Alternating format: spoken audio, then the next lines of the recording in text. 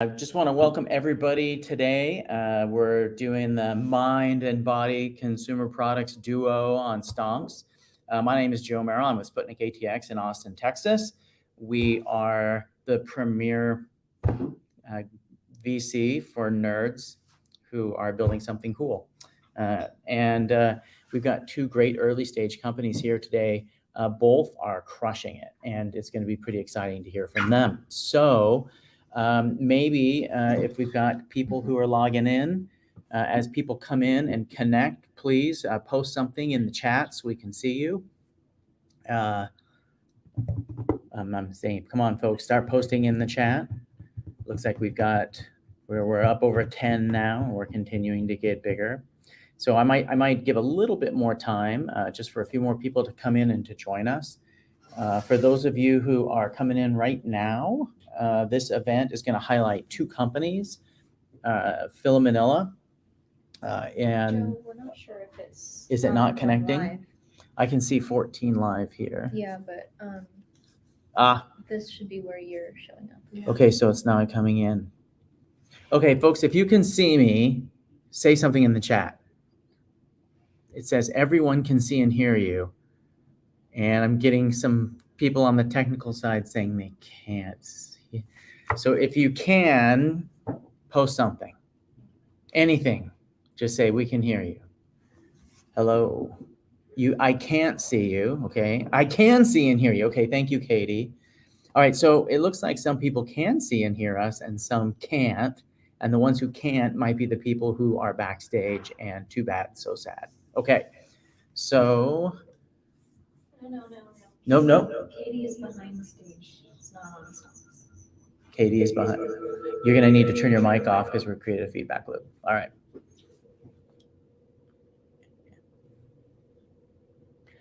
I'm getting one message from Stonks and a different one from you. It says that I am in the show and everyone can see and hear me.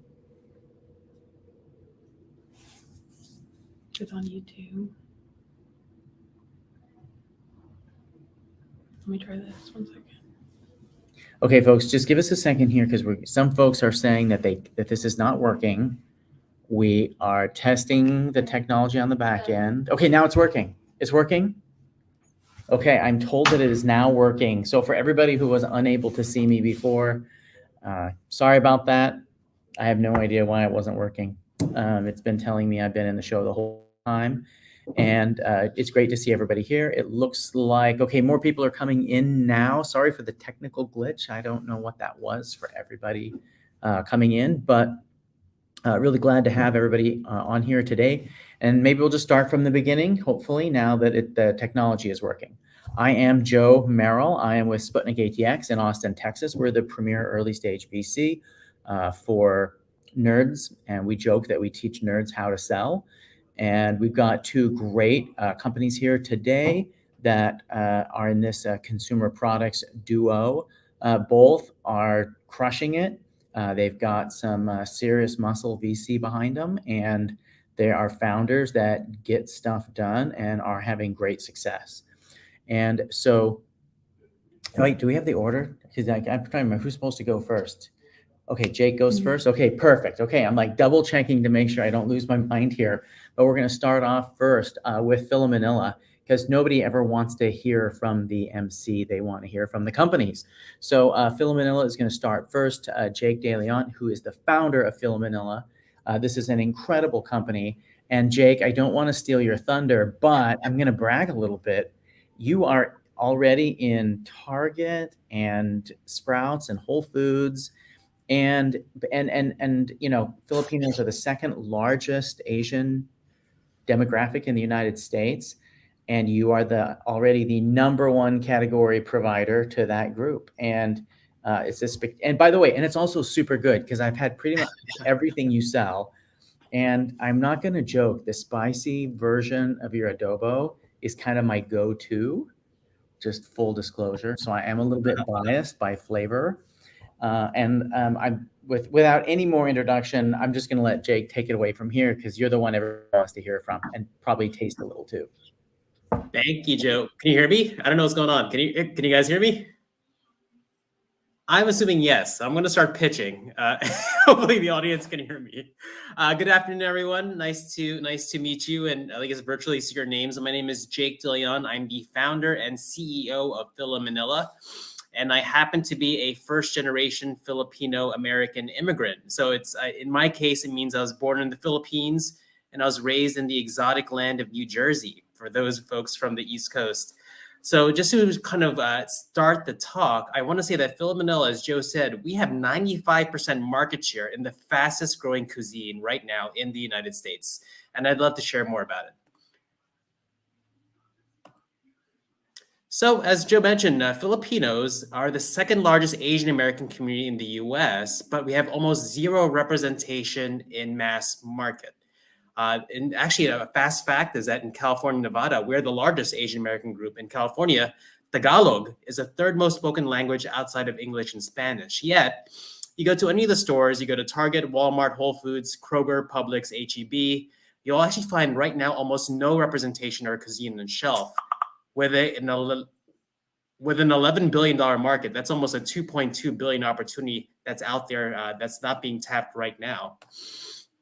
We subscribe to SPINS. SPINS is the industry data in our industry, and basically the findings kind of correlate to what we're talking about. That shows us that Filipino is the fastest growing cuisine, but when I say fastest, we're talking about 1,000% growth versus the nearest, which is Chinese at 46% growth. A few months ago, we were saying that Filipino is the fastest growing Asian cuisine, but in the benchmark of the entire industry, we are by far the fastest growing cuisine across the entire board, over Mexican, Mediterranean, Italian, you name it. On top of that, you do a simple search on Google Trends, you'll find that Filipino is on the cusp of a cultural breakthrough. You'll see like year over year of the past 5 years, Filipino food has just been growing in popularity. For those folks in LA, for those folks in New York, you go to any Filipino pop-up, a barbecue, you'll find like a line 200 people deep. You know, if you look at pattern matching, which I know a lot of investors love pattern matching, where Filipino food is now is exactly where Korean food, where Japanese food was 5 years ago. So mark my words, in the next kind of 2 to 24 months, you're going to see Filipino food becoming the next stage in terms of culinary evolution right here in the US. So our solution at Phila Manila is simple. It's approachable, accessible, and authentic Filipino flavors for everyone. Basically, we took all of our iconic Filipino dishes and we just made it more modern, more relevant in terms of nutrition, in terms of branding, in terms of availability. We are starting this journey with 3 product lines, and actually 3 award-winning product lines. We have a line of sauces, we have a line of spreads, like coconut-based spreads, and we have a line of condiments. One thing to note is that all 3 of our product lines won Best New Product awards in one of the nation's largest food shows. So our company has unprecedented awards, and we beat out probably hundreds of other products for that same recognition. But I want you to know that we're not just building a sauce company, we're not building a condiment company, but we're actually building a next generation food platform, you know, to capitalize and to take advantage and finally give representation to this untapped giant market in the US. So like I said, we're starting out with shelf stable pantry staples, and then we're going to evolve to things like maybe frozen meals, to ice creams, or anything that Filipino food has a right to win, a right to explore in different categories. You know, we started the company in 2020 during the lockdown, and I actually funded the company using my stimulus check. You know, since then, we've already become an Amazon #1 bestseller. We have rapid national distribution with 2 of the largest food distributors in the US, along with tier 1 retailers, including Sprouts and Target. Our 2022 revenue to date is already 7x what we did last year, and we keep on growing. And as you know, we have already the #1 brand in the US for Filipino food, and we have an unprecedented 95% market share. For those of you who are not familiar in the food industry, I mean, if you look at some of the bigger brands like Heinz Ketchup, they have about 70%. So it's rare that you find any food brand with anything larger than that, but Phila Manila has achieved that in less than a year of wide launch. Do a simple search, and then you'll find that that not only do consumers love us, but the press loves us as well. Amazon, we have 4-star reviews. Bon Appetit said our sauces was the best they've ever tried, on top of other publications that seem to love our products and love our brand. We've only been widely launched in less than 1 year, and since then we've partnered with some of the country's largest retailers and most hard to get into retailers. You'll find us in 1,000 stores across the US with brands like Sprouts, with Target, with Whole Foods, and we are in talks with 5 out of the top 10 grocers in the US right now. So in a matter of time, Phila Manila will not just be we're going to be even expanding even into more stores in more regions in the US and even more top tier retailer. A bit about myself. I come from CPG. My background was with Procter & Gamble and Starbucks. So my history is in building billion-dollar brands. I was an art student, but I recently was educated at Harvard. And then we have our COO, Victoria. She also comes from CPG, and she happens to be Filipino as well. She was one of the founding team members of Art of Sport, and she worked on The Honest Company, which is Jessica Alba's CPG company. So we are seeking $450,000 as a bridge round. This is on top of an oversubscribed pre-seed round, which we closed back in May. So far, we have about 200,000 committed. As of a few days ago, we have an extra $50,000 on top of that. And then so we're hoping to partner with you to close our remaining $200,000 gap. So on top of that, we'd love for you to join our table of investors. This includes Kraft Heinz. Yes, you heard it. The makers of macaroni and cheese and ketchup is one of our partners in making Philip Manila explode. And on top of that, we have great VCs like Sputnik, we have Skewed Ventures, and even the founder of Fly by Jing, one of the hottest Asian food brands in the market right now. So thank you for listening to our story. Obviously, we have the CPG muscle, we have the innovation muscle, and obviously Philip Manila means a lot personally to me, but I'd love to hear any questions.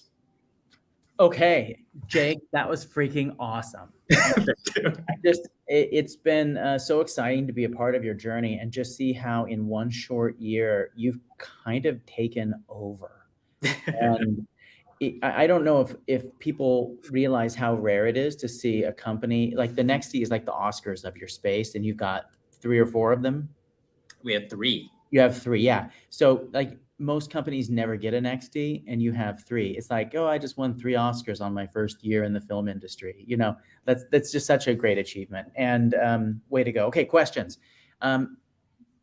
We've got questions that are coming in, and as they come in, I'll try to summarize them as best I can, and we'll probably have a few extra for you that I've got on my little sheet as well. It looks like first question coming in is, hey, what's your repeat purchase rate? What's our VP purchase rate? Purchase rate. Oh, Yeah, right. buy once and come back and buy again. Yeah. So just to give you, about 90% of our business is retail and 10% is online, just because that's the way the category kind of functions. What I could tell you is that online through Amazon, we're a #1 bestseller in multiple categories, and our repeat is about once every 2 weeks, right? In terms of that, it's like 30% of our customers come back, which is pretty high against category standards or category. Yeah, 30% come back and reorder, and they're reordering every 3 weeks. From a retail perspective, it's hard to gauge that because but based on our own internal in-store research, we found that it's about similar when it comes to retail. And I can tell you, you lost this Amazon customer because Sprouts is around the corner from me, and I can just buy it at Sprouts now. Exactly. Yes. Yes, for sure. So I'd like to ask you, if you could you talk a little bit about what's next? What is changing next year so that this incredible growth can continue, and maybe that even gets to what have been some of the operational challenges growing so fast? Yeah. So, I mean, operational challenges are the same that any manufacturer in the US is facing, rising costs with supply chain, with fuel costs. I will tell you right now that one of the priorities at Philip Manila is profitability. So we are growing very fast, but we will not be a startup that just focuses on top line. We're going to grow top line, but we're also going to grow bottom line. So you talked about what's happening next year, and next year is all going to be about innovation in the form of form factor changing. What that means is that right now, for example, we're package our product in glass jars. Next year, we're going to transition to pouches. With that change in pouches, we're going to increase our gross margin by at least 20 points. At the same time, bring a lower price point for the consumer to increase more purchase frequency and to get even to more doors of distribution. So you'll be finding this a lot with Philip Manila, this idea of how do we make the consumer, the end person, happier with a lower price in this kind of a financially sensitive environment. At the same time, how do we make our bottom lines more attractive as well with different ways that we can do to cut costs? Jake, what do you think 2023 is going to look like from a top line perspective? I believe we're going to do 2.5 million. 2.5 million next year. Yes. That's fantastic. And could you give me a little bit more information about your team? You talked about one key person. How many people are on your team right now, and how is hiring?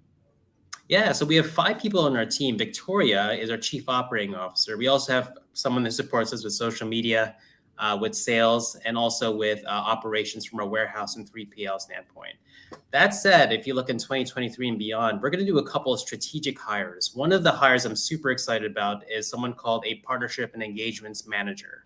Mhm. So I mentioned to you that one of the reasons we've been able to thrive so well with such a limited marketing spend is because of our connection to that 5.2 million strong Filipino American community.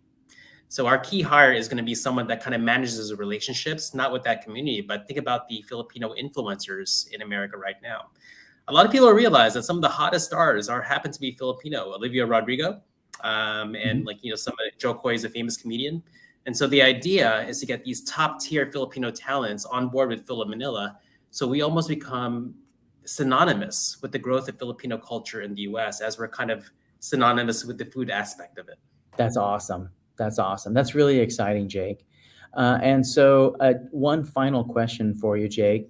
For investors coming in, do they get like are they going to get a box of free samples? Like, let's just be honest. Let's get right to what matters. You will get as much samples as you want with the right chef. Super, super, super, super. I can guarantee that no one will be disappointed with any of those samples. My gosh, I'm addicted to this stuff. It's like crack. Jeez. I mean, serious. Like you just start. It's so easy to make, and then you're like, "Oh, this is delicious," and it's like really healthy, and it's like healthy and delicious, and then I'm just like totally, and I can see why you're growing so fast. Yeah. Super. And thanks, Jake.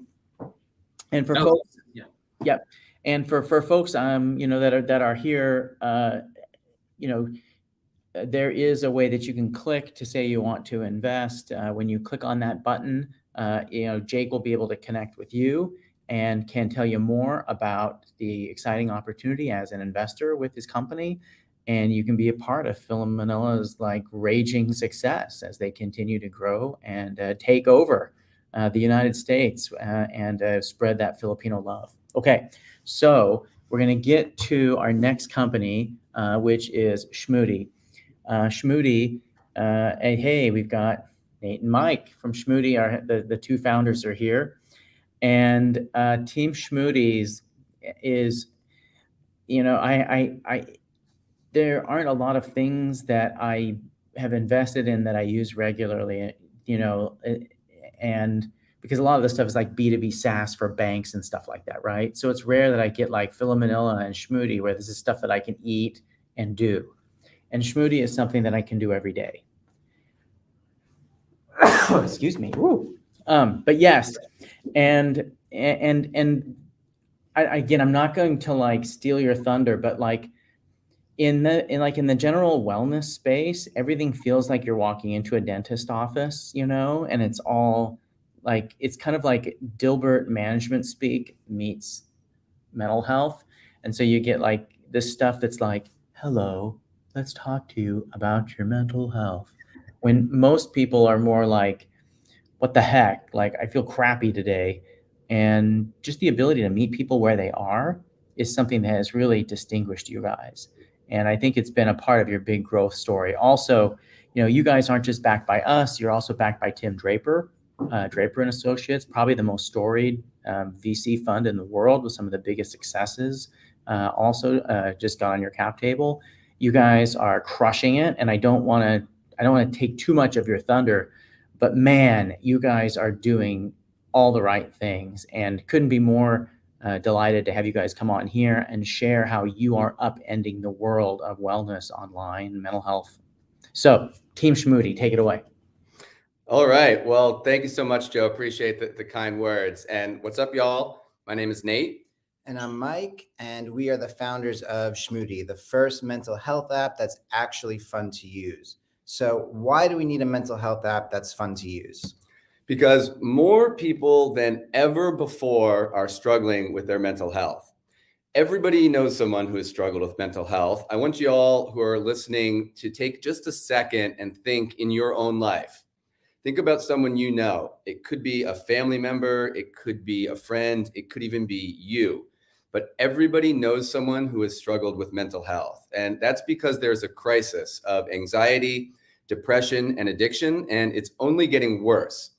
And unfortunately, it's impacting the youngest generation the most. So 58%, that's right, 58% of Gen Z now report feeling symptoms of depression. And currently, when people are struggling, they do one of two things. Either A, they can go to therapy, which costs anywhere between $300 and $600 a month, which is frankly out of reach for a lot of people. Or B, they end up doing nothing. And between those two things, there's a huge gap, right? And there's a market there. And that's where we come in. We're what's known as a self-guided app. And there are some players in this space, but it's important to know that there is no clear leader yet. So where all of the other competitors seemingly are going the same direction, this direction that Joe just spoke about, the kind of Dilberty kind of speech, talking down to people, very corporate, very clinical, not fun to use, we're going the opposite direction. We're making something that's fun and engaging so people actually stick with it. And we're able to do that because we've had our own experience with these issues. That's right. So Mike and I met in the world of addiction recovery. So we're both long-term sober from drug and alcohol addiction.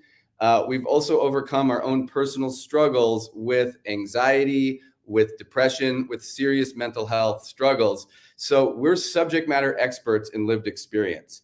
We know what it feels like to be stuck in bed, feeling hopeless. And we know that people who are struggling don't want to be condescended to. They don't want to be lectured, and they sure as heck don't want to use an app that feels like corporate BS. That's right. And the easiest way to understand what we're doing is we get people to actually take the actions that are good for their mental health. The framework for this is what's known as behavioral activation. In the recovery community where Nate and I are from, it's often referred to as move a muscle, change a thought, or take the next right action. Simply put, taking actions change how we feel, and we help people do that. That's right. And Schmoody users have now taken over 180,000. That's 180,000 real world positive actions using Schmoody. So these are real world actions like taking a walk, doing a breathing exercise, calling home to mom, making a journal entry. And when users in Schmoody complete our action plans, which we customize for them, they report feeling 38% better on average. And of course, people are willing to pay for what makes them feel better.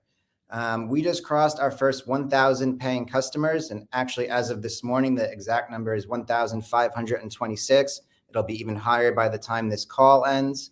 The business model here is what's known as the freemium model. This means people can download the app for free and then subscribe for premium features of the app. It's the same model that an app like Calm used in the meditation space to grow to a $2 billion company. The market for mental health tools and digital solutions is exploding right now, but you may not realize just how fast it's exploding and just how much. So the total addressable market for mental health apps is currently just under 5 billion, and it's expected to grow to at least 17.5 billion by 2030.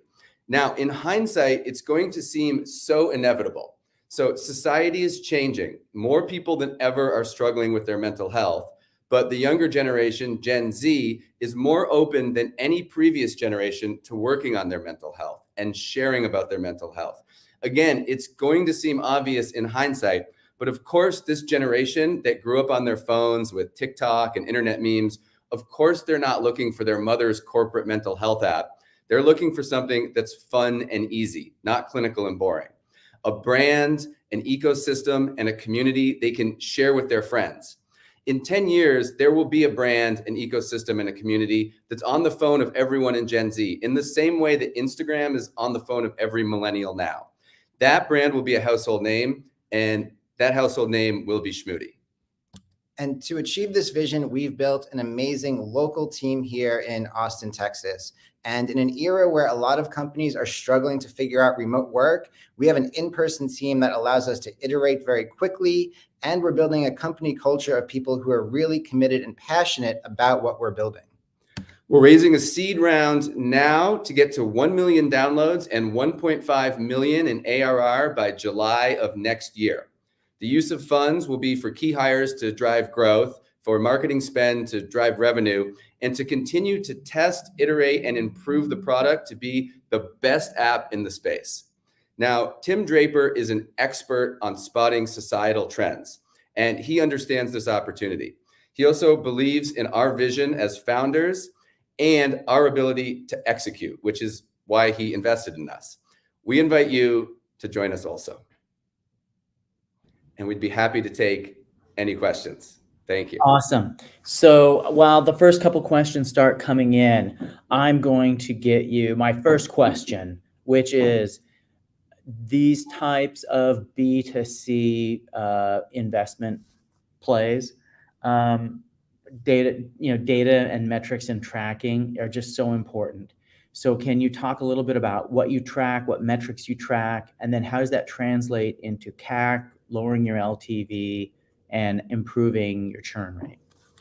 Absolutely. No, thanks, Joe. And what I can say is that the way that we approach metrics is actually what we learned when we started at Sputnik. What, frankly, you and Oksana just drilled into us in a way that I will never forget until my dying day, which is the tenacity that you need to have around your metrics. And I remember you using that word tenacity, but that's how we approach it. We still have the same 4:30 on Monday meeting time that we used to have in the Sputnik days when it was just me and Mike.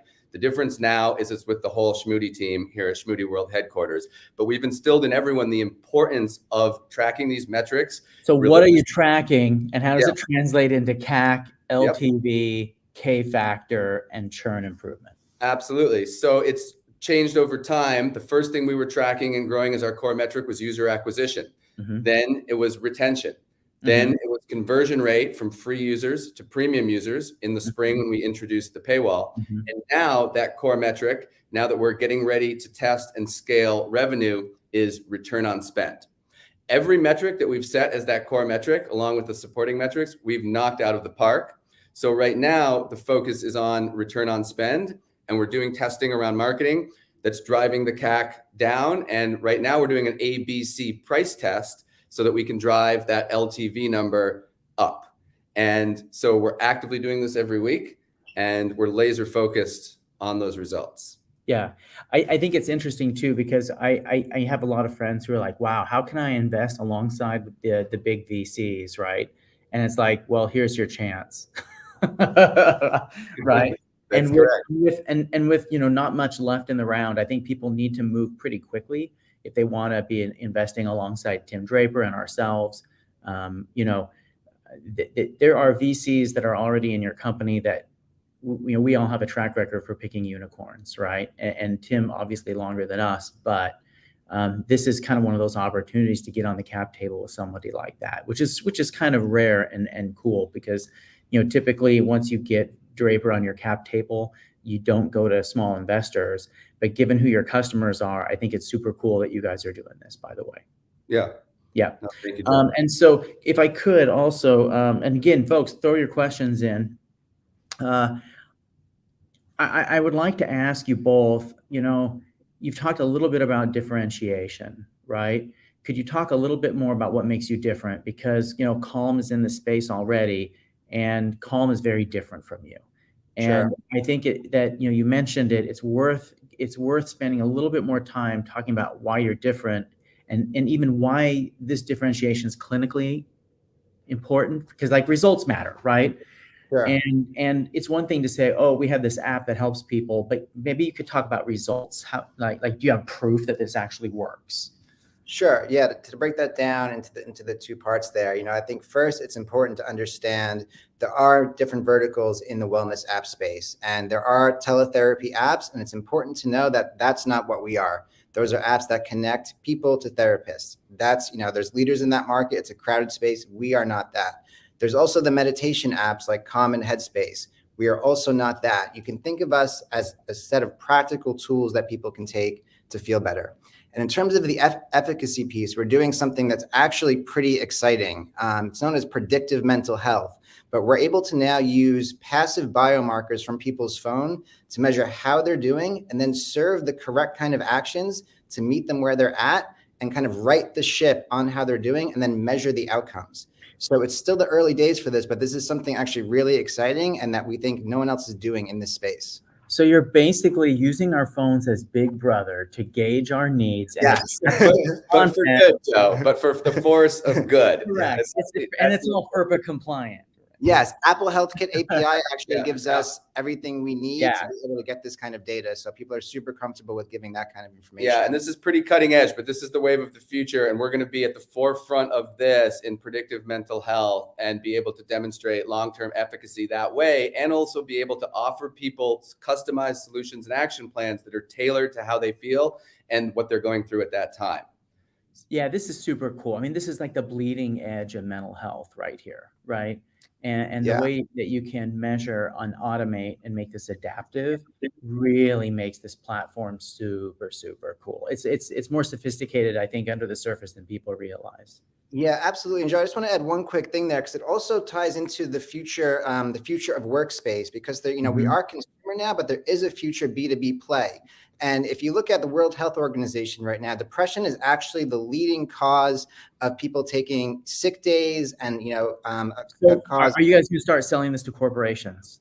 Yes, in the lead up to Series A, this is especially true. We've used the consumer as almost a playground for finding what really works for folks, and then we can take what works and white label it to corporate HR, for example. Because if we can tell when employees are starting to kind of dip in terms of their activity and depression, if we can right that ship, that's ultimately good for a company's bottom line when their employees are not dealing with depression. So there's a real play there for B2B as we grow. And we believe strongly that building the app as a B2C app, though, is really important because it allows us now to have that laser focus on the end user experience. Obviously, that's where Mike and I are subject matter experts, but we iterate products so quickly, we can find what's really working. And apps that were just designed to be sold to corporate HR, they all feel corporate, they all feel clinical, and that's not what we're building. So that's super. That's super. Yeah, and not much left in the round. I think people should move pretty quickly if they want to get on this cap table, especially with the other names that are there. And it's just exciting what you're doing. This is really cool how you're leveraging technology more fully to help people with mental health. Your results are spectacular, and couldn't be more delighted with the app and how easy it is to use. I bought like the lifetime membership, by the way. So I'm not, it's like, I'm not just a schmoody person, I'm a member, kind of a thing. But love what you guys are doing. Love what you're doing. Thank you so much, Joe. Really appreciate it. Okay, I want to thank everybody who came today to join us on this. We've wrapped up, but if you want to meet any of these companies, please express your preference right now. Click that you're interested in hearing more from those founders. Both of these rounds are going to go pretty fast. And so if you're interested in either of these companies, let them know as soon as you can, because again, very high quality companies, incredible founding teams, big markets, big opportunities, great margins, and solid people on the cap table already. And this type of opportunity doesn't come along all the time. So thanks, everybody. Thanks for joining us on Stonks, and I hope everybody has a fantastic day. Thank you.